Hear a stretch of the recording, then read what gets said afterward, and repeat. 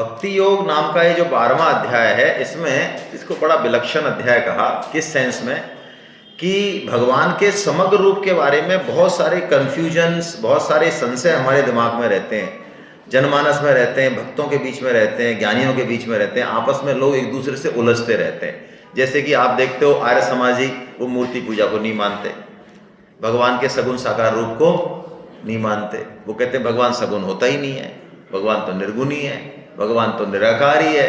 कई ऐसे जो कहते हैं नहीं, निर्गुण निराकार क्या होता है, भगवान तो सगुण ही है, देखो अवतार लेते हैं, भगवान ऐसे हैं, भगवान वैसे हैं। कोई कहता है भगवान ही सृष्टि चला रहे हैं, कोई कहता है नहीं, भगवान का क्या लेना देना है सृष्टि वृष्टि से, भगवान तो अपने आप में ही मस्त है, सृष्टि तो अपने आप ही चल रही है।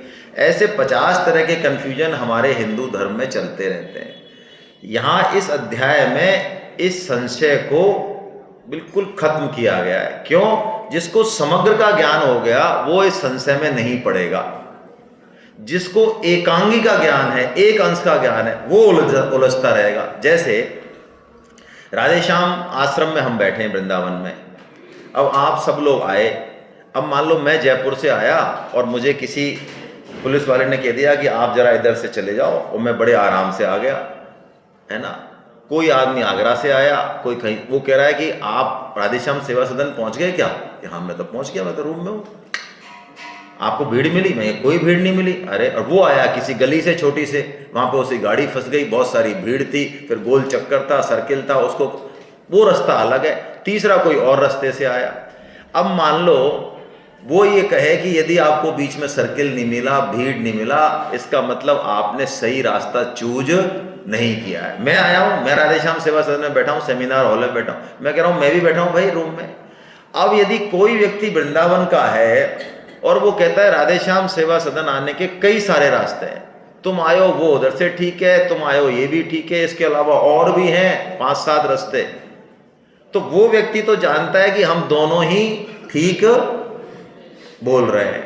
लेकिन जिसको एक ही रास्ते का पता है वो जिंदगी भर खुद भी कंफ्यूज रहेगा और दूसरों को भी कंफ्यूज करेगा। ये प्राय हमारी सबकी स्थिति रहती है। हम जिस साधना में हैं, जिस चीज को मानते हैं, मत संप्रदाय को हम कहते हैं यही सर्वश्रेष्ठ है, हमारे गुरु जैसा ना आज तक हुआ ना होगा, हमारे जैसा साधक कोई हुआ ना होगा, हमने जो समझ लिया गीता को ऐसा कोई समझ ही नहीं सकता। ये जो गलत फहमियां हैं ये एकांगीपन के कारण बनी रहती हैं। समग्र का ज्ञान जिसको हो गया उसकी दृष्टि बहुत अलग हो जाएगी। इसका मतलब ये नहीं है कि हमको सब रास्तों पे जाना है, रास्ता हमको एक ही चुनना है, लेकिन वो रास्ता हमको शास्त्र या गुरु बताएगा। कौन सा रास्ता बताएगा? जो हमारे लिए मोस्ट सूटेबल होगा, हमारी लोकेशन, हमारी स्थिति के अनुसार। लेकिन वही रास्ता एकमात्र रास्ता नहीं है, ये बात साधक को बहुत अच्छे से समझ लेनी चाहिए। फिर आपके जो संघर्ष हैं आपसी खत्म हो जाएंगे। श्री रामकृष्ण परमहंस एक ऐसे महान संत हैं जिन्होंने प्रैक्टिकली हर साधना से साधन करके परमात्मा को प्राप्त किया। आप कहेंगे मोमडन्स, हाँ मोमडन से। आप कहेंगे क्रिश्चियन, हाँ क्रिश्चियन से। आप कहेंगे जिससे भी, जो भी सखी संप्रदाय, निम्बार्क, जो भी मतलब साधना की पद्धतियां है, सबसे वो गए। और उन्होंने फिर जब सबसे चले गए तब उन्होंने एक उद्घोष किया कि जे तो मत ते तो पथ, यानी उन्होंने कहा ये जो सारे रास्ते हैं ये एक ही परमात्मा को जानने वाले। ऐसा व्यक्ति तो चीजों को समझता है, वरना तो फिर कंफ्यूजन रहता है। अर्जुन भी यही प्रश्न कर रहे हैं यहाँ पे। अर्जुन का प्रश्न बहुत सिंपल है कि आपके निर्गुण निराकार की जो उपासना करते हैं वो, और जो सगुण साकार की उपासना करते हैं वो, इन दोनों में से बेस्ट कौन है? योग वित्तमा, अच्छा गुड बेटर नहीं, बेस्ट कौन है, सर्वश्रेष्ठ की बात हो रही है। प्रश्न बहुत स्पष्ट है, उत्तर भी बहुत स्पष्ट है, लेकिन उस उत्तर को हम देखेंगे नहीं तो गलत चीजें ग्रहण कर लेंगे। क्या उत्तर है? उत्तर है, भगवान कह रहे नीचे के श्लोक में उत्तर दे रहे कि जो मेरे सगुण साकार की उपासना करते हैं वो सर्वश्रेष्ठ भक्त है मेरे मत में। तो निर्गुण निराकार वाले कमजोर हैं क्या? तो भगवान अगले 2 श्लोकों में ये बताते हैं कि निर्गुण निराकार वाले भी मुझे ही प्राप्त, यानी फल में कोई भेद, तो फिर श्रेष्ठ क्यों बता दिया? तो श्रेष्ठ इसलिए बता दिया कि क्वेश्चन पूछा है अर्जुन ने, साधन वैयक्तिक होता है। आज मेरे को जयपुर जाना है तो मेरे पास दो साधन है ना, मैं ट्रेन से भी चला जाऊं मथुरा होके, मैं बस से भी चला जाऊं, और यदि मुझे शौक ही है विशेष ही कि मैं तो हेलीकॉप्टर से नीचे बैठता ही नहीं, एरोप्लेन से, तो ठीक है तू दिल्ली चला जा, दिल्ली से जो है वापस आ जा। लेकिन ये मेरे लिए कौन सा साधन सूट करेगा, ये मेरे ऊपर है ना। मैं जनशताब्दी में जाऊं, वंदे भारत में जाऊं, कि मैं बिल्कुल लोकल में जाऊं, ये भी मेरे लिए सूट करता है। मैं रिटायर्ड आदमी हूँ, फ्री फोकटिया आदमी हूँ, मेरे को गीता का प्रचार करना है, मूंगफली खानी है, आराम से लोगों से गपशप करनी है और आराम से 12-14 घंटे में पहुँचना है जयपुर, तो मेरे लिए भैया 25 रुपये का टिकट ही बहुत बढ़िया है। आपकी मीटिंग्स है सीएम के साथ, आप बड़े इंपॉर्टेंट आदमी हैं, ठीक है आप जेट से जाओ, आप पर्सनल गाड़ी से जाओ, लेकिन पहुँचेंगे दोनों ही जयपुर। तो भगवान ने कह दिया सगुण साकार सर्वश्रेष्ठ है। क्यों? तो निर्गुण निराकार भी आपको प्राप्त होते हैं, तो उसमें क्या प्रॉब्लम है? तो उन्होंने बताया कि निर्गुण निराकार में क्लेश बहुत अधिक है। क्या बताया? क्यों है क्लेश? तो बताया कि निर्गुण निराकार की साधना में शरीर से जो हमारी आसक्ति होती है उसके कारण क्लेश बहुत होता है, क्योंकि निर्गुण निराकार वाले ऐसा मानते हैं कि ये देह और आत्मा का संयोग हुआ ही नहीं है, देह है ही नहीं, ये तो बस ऐसी जैसे सपने में दिखती है ना कोई चीज, वास्तव में नहीं होती, ऐसे ही ये देह है हमारी। इस देह के मरने से हम मरते नहीं, कटने से कटते नहीं, इसका कुछ भी बिगड़ जाए तो भी हमारा कुछ नहीं बिगड़ता, बात तो यही है। लेकिन क्या हमारा ऐसा अनुभव है? आपके अभी सिर में दर्द हो जाए तो आप गीता सेमिनार में आना पसंद करेंगे? आप कहेंगे भाई साहब मैं नहीं आऊँगा, आप कितना ही बढ़िया बोल रहे होंगे, मैं जाके माँ गोली लेके सोना चाहता हूँ, मेरे शरीर में प्रॉब्लम है। ये लो, शरीर से कितनी आसक्ति है हमारी, है या नहीं है? तो शरीर में जब तक आसक्ति रहेगी तब तक निर्गुण निराकार की साधना लोहे के चने चबाना है, क्योंकि निर्गुण निराकार की साधना में विवेक और वैराग्य की बहुत प्रधानता है। निर्गुण निराकार की समझ होना, उसके ज्ञान का सदुपयोग करना, वो एक बहुत अलग चीज है, और निर्गुण निराकार की साधना करना वो एक बहुत अलग चीज है। इसलिए भगवान ने यहाँ पे निर्गुण निराकार की साधना को रिकमेंड नहीं किया।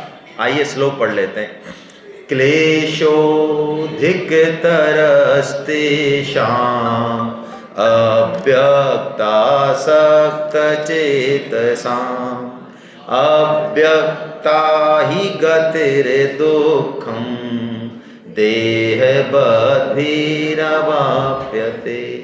देहाभिमानी, देहबद्भी, देहबद्भी मतलब जो अपने आप को देह मानता है, जो उससे पूछा जाए जो अपने को स्त्री मान रहा है, अपने को पुरुष मान रहा है, अपने को ब्राह्मण मान रहा है, वैश्य मान रहा है, यानी देह का जो सिस्टम है उसी से ही अपनी पहचान मान रहा है। देह के अलावा जिसको अपनी पहचान का कुछ पता ही नहीं है वो कौन हुआ? देह बद्वी। हम ऐसे ही हैं क्या? हम सब ऐसे ही हैं। हम अपने शरीर के मान अपमान से अपना मान अपमान मानते हैं। क्या हम ये मान सकते हैं कि संतोष गुप्ता का जो अपमान हुआ है तो संतोष गुप्ता का हुआ, मैं तो संतोष गुप्ता हूँ ही नहीं? ठीक है अभी मैं हूँ, लेकिन ये तो एक 10-20-50 साल की बात है, इससे पहले पता नहीं मैं क्या था, कौन से शरीर में था, तो मेरा क्या लेना देना है? ऐसी सोच, ऐसा ज्ञान मेरा नहीं हो सकता। यदि हो ऐसा ज्ञान, कैसा कि मैं शरीर नहीं हूँ, ऐसा ज्ञान अनुभव में हो, तो फिर ये निर्गुण निराकार की साधना, ज्ञान योग की साधना बहुत तीव्र है। फिर ये लिफ्ट का रास्ता है, लिफ्ट का रास्ता है, ये इतनी तेजी से जाती है, लेकिन इसके योग्यता अर्जन करना बहुत आवश्यक है। हम ज्ञान की बात कर सकते हैं, लेकिन वो योग्यता हमारे अंदर, ये हम सबका अनुभव है। 10-10 साल गीता पढ़ते हुए भी हमारे घर में मौत हो जाए, स्वजन की, किसी की कोई बहुत बड़ा दुर्घटना हो जाए, कोई हमारे झटका लग जाए नौकरी में, बिजनेस में, हमारी सारी हवा निकल जाती है। ये क्या शो करता है? ये शो करता है कि अभी संसार में, शरीर में हमारी पकड़ बहुत ज़्यादा है। आप मिट्टी का ढेला ले आए थैली में रख के, अब वो मिट्टी के ढेले की थैली खो जाए आपकी, मान लो, तो कोई बहुत ज़्यादा चिंता की ज़रूरत है? और मान लो आप उसमें 10 सोने के बिस्किट लाए और पीछे रख दिए और वो थैली खो गई, अब टेंशन है। ज्ञानी वो है जिसके लिए सोना और मिट्टी बिल्कुल बराबर है। इसका मतलब वो बेवकूफ़ नहीं है कि सोने को बाहर फेंक आएगा, नहीं, तिजोरी में रखेगा, बेवकूफ़ बिल्कुल नहीं है। उसकी महत्ता उसके दिमाग में बराबर है, सदुपयोग तो दोनों का करेगा। इतना लेवल है निर्गुण निराकार का। परिवार रहे ना रहे, शरीर रहे ना रहे, स्वस्थ रहे, माला पहना दी, चीफ गेस्ट बना दिया, ओके, वहीं जूतों की माला पहना दी, ओके, ऐसा होता है, इस लेवल पे होता है वो। उसके लिए ये साधना बताई, इस लेवल पे हम नहीं है, इसलिए हमारी ये साधना नहीं है, क्योंकि हमको तो पग पग पर जरूरत है सहारे की, बहुत जरूरत है, मनुष्य को बहुत ज़्यादा जरूरत है। जानवरों से हम बहुत श्रेष्ठ मानते हैं अपने आप को, लेकिन जानवरों के बच्चे प्राय बहुत जल्दी, शायद 1 दिन 2 दिन 3 दिन में माता पिता का आश्रय छोड़ देते हैं। हमारी क्या हालत है?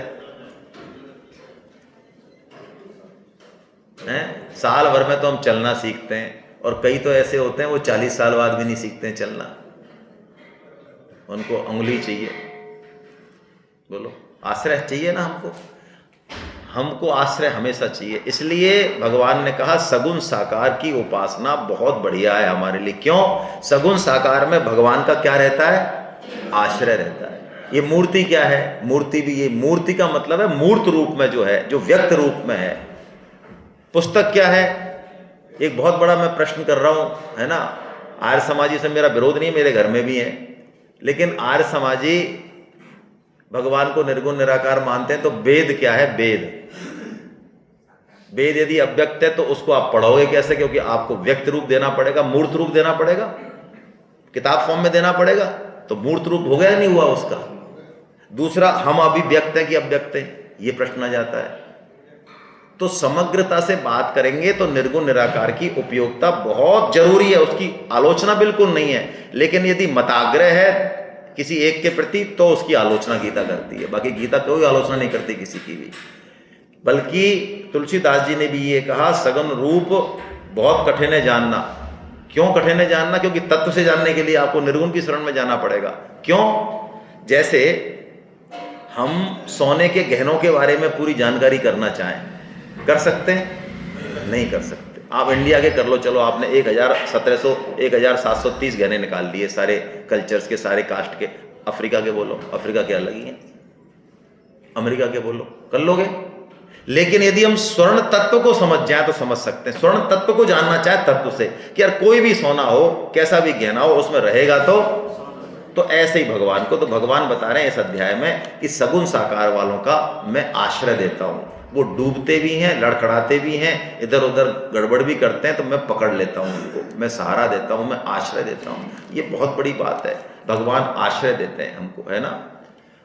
अब भगवान ने यहाँ पे उपासना के 4 साधन बताए, जो कि हमने लिए नहीं है, लेकिन भगवान ने कहा कि तू 4 साधन ये है, मैं आपको 1 मिनट में बताता हूँ। भगवान ने कहा तू मन बुद्धि को मुझ में लगा दे। जैसे कि यौवन अवस्था में कभी प्यार हो जाए किसी से, मान लो, है ना, प्यार कह रहा हूँ मैं, प्रेम नहीं कह रहा हूँ भैया, है ना, ध्यान रखना, फर्क है। प्यार हो जाए तो घर के काम करते हुए भी, ऑफिस जाते हुए भी उसका एक स्मरण, एक अफेक्शन पीछे रहता है, माइंड में हमेशा रहता है। ऐसे ही यदि किसी का सब काम करते हुए भगवान के प्रति स्मरण रहने लग जाए, तो ये मन बुद्धि भगवान की तरफ हो गई। भगवान कहते हैं इतने मात्र से मैं मिल जाऊंगा। बोलो क्या बढ़िया बात है। यानी हम फाइल निकालें, कंप्यूटर पे काम कर रहे हैं, लेकिन सबकॉन्शियस माइंड में हमारे ये, जैसे सबकॉन्शियस माइंड में मेरे है, अभी सबके है कि मैं पुरुष हूँ, ये है ना, या थोड़ी करना है मैं पुरुष हूँ, ये ईगो में बैठ गया हमारी। तो ऐसे ही साधक के ईगो में ये बैठ जाता है, अहमता में ये बैठ जाता है कि वो भगवान का है, भगवान उसके हैं, तो हो गया काम, पहला साधन। भगवान कह रहे हैं मान लो ऐसे नहीं बैठे किसी का, तो भगवान कह रहे हैं तू प्रैक्टिस कर, प्रैक्टिस से हो जाता है। जैसे कि प्रेम होता है, तो ऐसा तो है नहीं कि जन्मजात प्रेम है, एक दूसरे की फ़ोटो देखी, कोई आदत पसंद आई, कुछ मिले, कुछ खाया पिया, कुछ चीज़ें मिक्सिंग हुई और प्रेम हो गया ना। एक प्रैक्टिस से हुआ ना, एक सिस्टम के बाद हुआ, पहले तो जानते ही नहीं थे। तो अभ्यास कर, अभ्यास से तेरा हो जाएगा। अभ्यास नहीं करे तो भगवान कह रहे हैं चल अभ्यास भी मत कर, मैं नहीं करता अभ्यास, तो चल तू कुछ तो करता होगा। कि हाँ करता तो हूँ, खाता हूँ, पीता हूँ, सोता हूँ, तो तू मेरे लिए कर।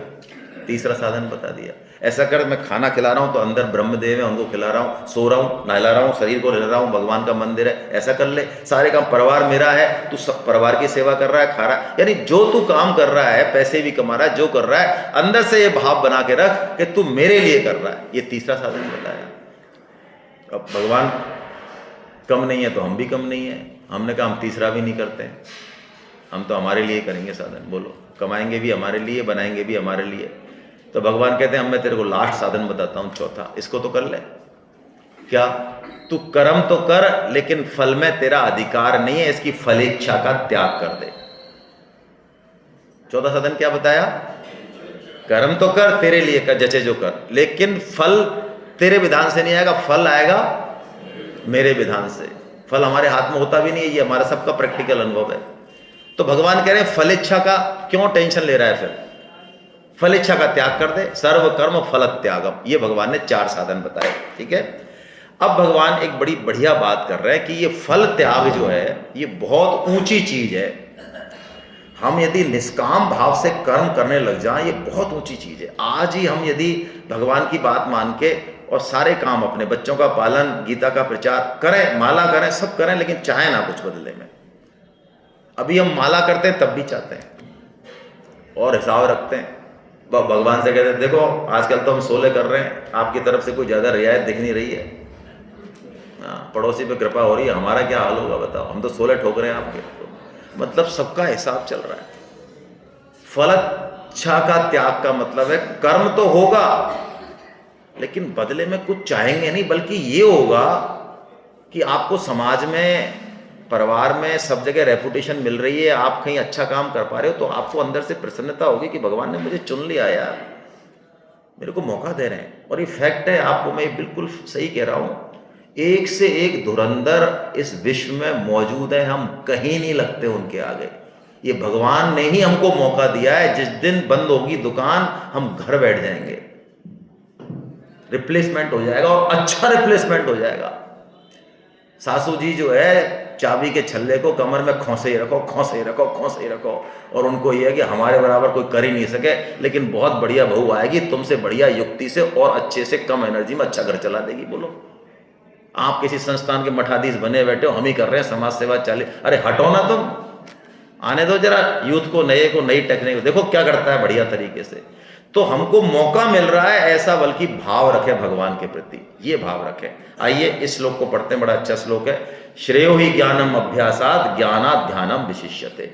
भगवान कहते हैं अभ्यास से ज्ञान श्रेष्ठ है। अभ्यास मतलब किसी भी कर्म को करना बिना किसी उसके लॉजिक को समझे। प्राय हम जो भक्ति के नाम पे जो करते हैं वो सब अभ्यास है, आप बुरा मत मानना।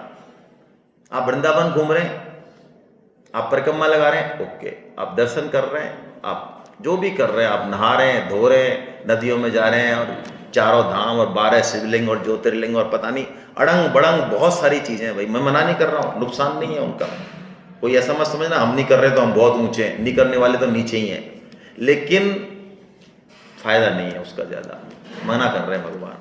हाँ, ज्ञान हो यदि पीछे, उस अभ्यास के पीछे ज्ञान हो, पीपल का पूजन है ज्ञान हो, गाय का पूजन है पीछे भाव हो, ज्ञान हो।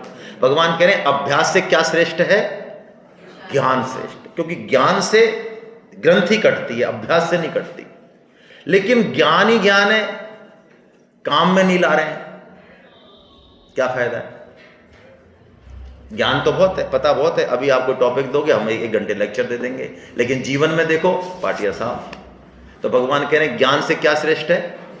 ध्यान। ध्यान मतलब उसको एग्जीक्यूट करना, उसको इंप्लीमेंट करना अपनी लाइफ में।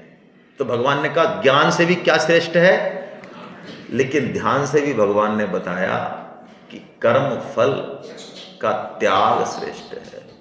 आप एग्जीक्यूट तो कर रहे हैं, अच्छे अच्छे काम कर रहे हैं, लेकिन बदले में कामनाएं बनी हुई है तो अच्छा काम भी अंततः पतन कर देगा, स्वर्ग दे देगा। पुण्य तो स्वर्ग जाना पतन है, ऐसा बताया। तो इसलिए फलेच्छा के त्याग की यहाँ पे महिमा बताई। अब भगवान ने कहा कि इन 4 साधनों को जो कोई करेगा वो भक्त बन जाएगा। और भक्त के भगवान ने लक्षण बताए। भक्त के क्या बताए? लक्षण बताए भगवान ने, है ना। इसकी बैटरी बना लगा दो, चार्जर लगा दो इसमें, बैटरी में, है ना। ये लो बता रहा है।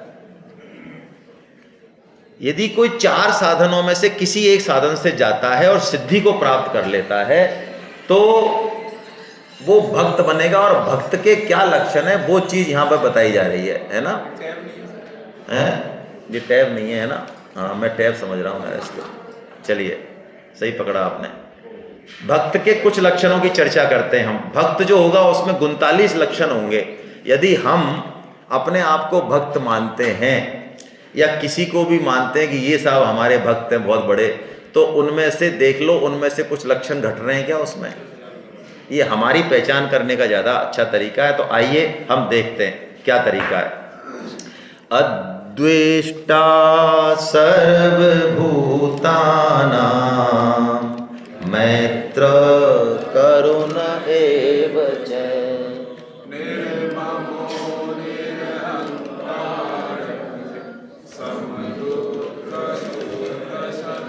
संतुष्ट सततं योगी यतात्मा दृढ़ निश्चया मय्यर्पित मनोबुद्धिर् यो मद्भक्त समप्रिय। पहली जो 39 लक्षणों में सबसे पहली बात जो भगवान ने बताई वो कही अद्वेष्टा सर्वभूतानाम। क्या बढ़िया बात है। द्वेष नहीं करना किसी से, बात हो गई हमारी। भगवान से द्वेष नहीं करना तो क्या वो अत्याचार करे तो क्या हाथ जोड़े उसके, पिट लें, अपनी माँ बहनों की बेइज्जती करा लें और अहिंसा के पुजारी बन जाएं, ऐसा कह रहा है क्या। भगवान श्री राम की पत्नी माता सीता का हरण कर लिया रावण ने, किया। बदले में क्या किया रावण का भगवान ने, खत्म। अच्छा, क्या भगवान के मन में द्वेष है। हनुमान को भेजा, नहीं माना, अंगद को भेजे, लास्ट वार्निंग दे रहे। ऐसे कृष्ण करते हैं, ऐसे राम कर रहे हैं, भगवान श्री राम। अंगद को भेजा कि यार एक, अब आ तो गए, हम खड़े हैं, वो रहा महल, अभी उड़ाते हैं इसको। वो सोच रहा था समुद्र भी पार हो गया, अब तो उड़ाई देंगे बकेट इसका, एक बार और चला जा। तो अंगद पूछता महाराज अब जाऊं तो बात क्या करूं, है। तो भगवान जो बोलते हैं उससे पता चलता है कि अब भी उनकी पत्नी का हरण करने वाले के मन में द्वेष, छोड़ेंगे नहीं उसको, लेकिन द्वेष नहीं है। ये क्वालिटी देखो। काज हमार तासुहित होई रिपुसन करही बत कही सो। क्या करना वहां जाके, हमारा तो हो जाए काम और उसका हो जाए कल्याण। वाह क्या बात है, कैसी बात है। अद्वेष्टा, घर में भी किसी से द्वेष ना करें भाई। देखो यदि हमारा घर के किसी मेंबर के प्रति द्वेष है ना, तो आप पक्की बात मानिए, हमारा माता पिता भाई बहन सास ससुर बहू, किसी में नंद जो किसी में भी द्वेष है ना, तो आप है ना आराम से मौज करो, कोई भगवत प्राप्ति नहीं होने वाली। वो भगवान भागवतम में कहते हैं कि तू मेरी कितनी पूजा कर ले, ये मेरा जीवित मंदिर है, इसकी तो तू एस्टेसी कर रहा है, इसके तो तू समझ नहीं रहा है कुछ भी, रात और दिन इसका अपमान कर रहा है और मुझे चाहता है मिलना। भगवान ने स्पष्ट शब्दों में कहा, मैं श्लोक नंबर दे दूंगा भागवत का, मैं उसकी पूजा को स्वीकार ही नहीं करता। कितनी बढ़िया बात है। मैत्र, बल्कि द्वेष नहीं हो तो क्या हो, मैत्री हो, करुणा हो। मैत्री भाव ऐसा भाव है कि हम यदि सामर्थ्य में हैं किसी में तो हेल्प कर दें किसी की। वो जो सहायता है वो हमें मिल जाती है, हमारे स्वजनों को मिल जाती है, निष्काम भाव से करने पे भी मिल जाती है, कई गुना होके मिल जाती है, अलग अलग रूपों में मिल जाती है। और करुणा का भाव यह है कि जरूरी नहीं हम कुछ कर पाएं उसके लिए, लेकिन